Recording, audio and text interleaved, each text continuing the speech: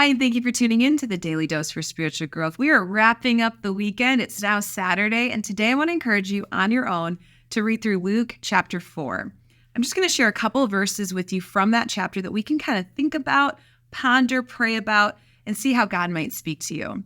Now, earlier in this chapter, as you read it through, you'll recognize that it's that story about Jesus being tempted in the wilderness. Read through it slowly if you can today. Notice how Satan attacks Jesus. What does he use to tempt him? Notice also how Jesus responds. What does he use to reject those temptations? Very interesting, and so much that we can apply to our own life as you and I face temptation too daily.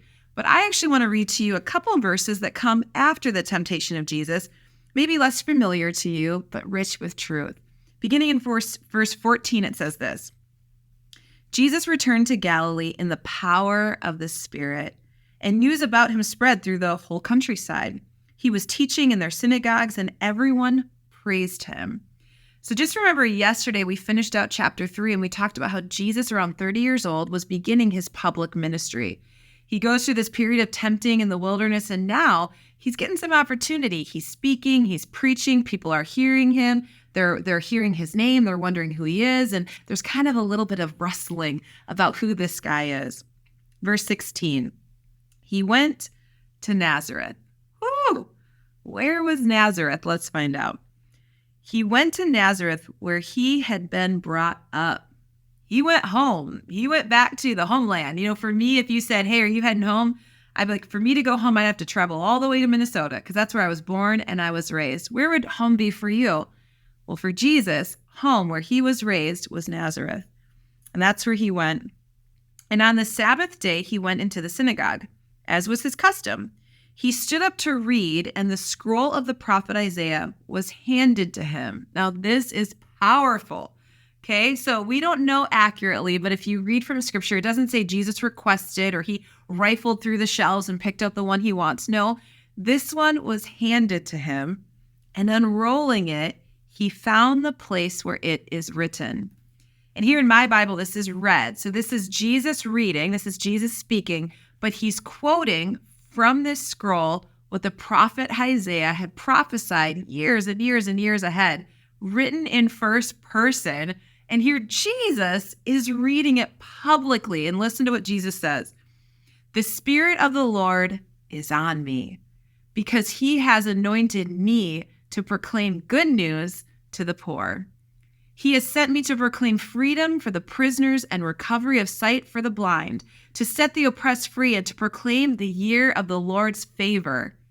I wonder if heads started to kind of look, maybe not, because they'd heard people reading scrolls before, but listen to what happens next. Then he rolled up the scroll, he gave it back to the attendant, and he sat down. The eyes of everyone in the synagogue were fastened on him, and he began by saying to them, okay, so you get what's going on. Jesus just read this publicly. People are taking notice. This is the Jesus we've been hearing about. And here he is. Didn't he grow up here? Like, isn't this Joseph's son? And then he says something. Today, this scripture is fulfilled in your hearing. What?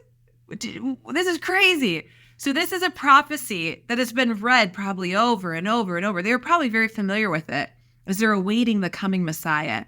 And Jesus, who we know is, literally reads it and then says, that's been fulfilled today. Here I am, basically. You got to read the rest. I don't even want to ruin it for you. I'm not gonna read anymore. You got to go read what happens. See how the people responded to that. See what they thought of that. But it's incredible. Jesus was bold. Jesus wasn't trying to prove anything. He had nothing to prove.